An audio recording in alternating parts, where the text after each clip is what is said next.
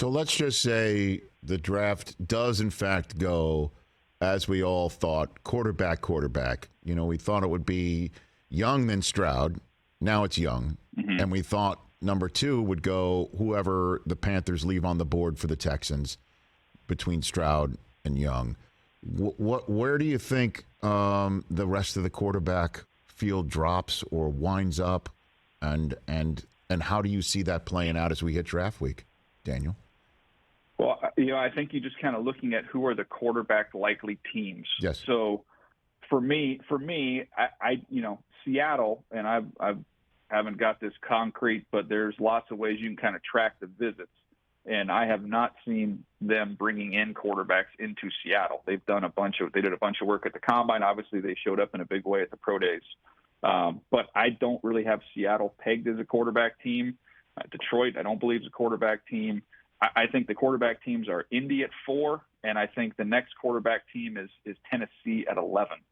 So, again, whether those teams, you know, I don't think Indy's going to move. I think they're going to stick and pick. I think they'll take a quarterback where they are at 4, and then that leaves Tennessee as an option. You know, are they comfortable? Maybe they're comfortable with a couple quarterbacks. If Hendon Hooker gets thrown into the mix, that they would be content to sit, or do they get antsy and want to move up a little bit to secure somebody? So those are the teams, but in terms of connecting them to the actual players, the most buzz is Indy with Levis.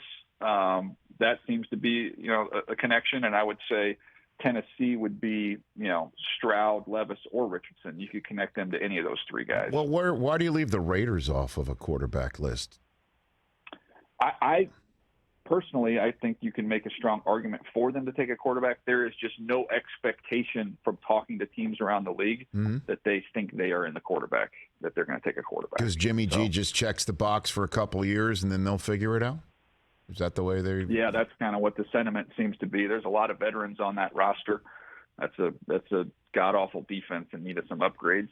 And that just seems to be the anticipation from everyone in the league, is that the Raiders will go defense at 7. So then who do you think the Seattle Seahawks take at 5? I mean, we had Pete Carroll here about a month ago, and he made it saying, yeah, they're in the quarterback market because despite signing Geno the way that they did, they don't intend to choose top 5 for very often.